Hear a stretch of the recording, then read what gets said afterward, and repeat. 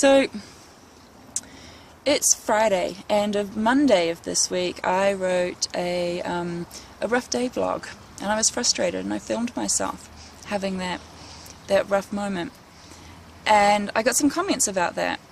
All sorts of different comments, actually. It was quite interesting.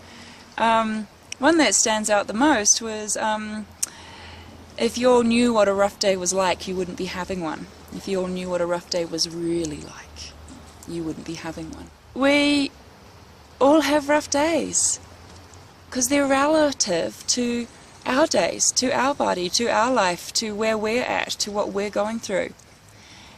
And if I wanted to say on a relative level to some woman living in the Middle East who has to put up with all sorts of sexual misconduct and at worst and covering her face at best, then no, I don't have rough days. Not at all.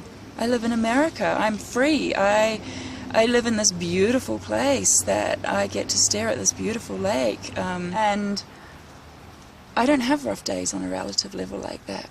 But I have rough days on my level.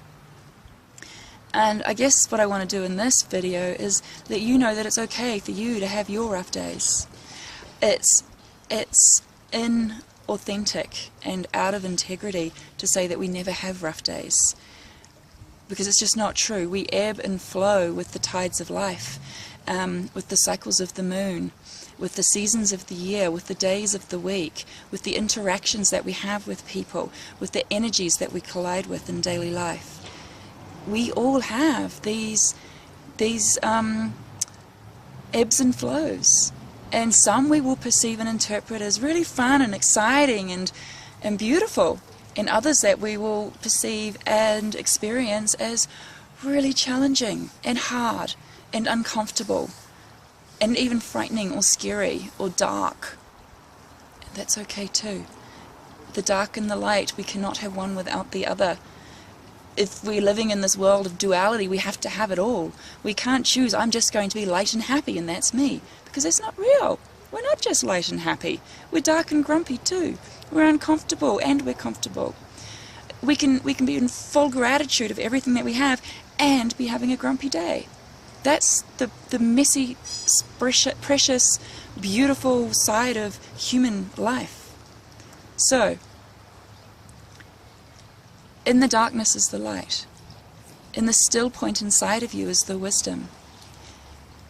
Within you is all that you ever need, but also within you are hormones and the residue of environmental toxins and whatever toxins you might have put in your body yesterday, whether it be alcohol and drugs or caffeine and nicotine, or whether it be something as simple as sugar from that carbonated soda that you had that was grapefruit flavored.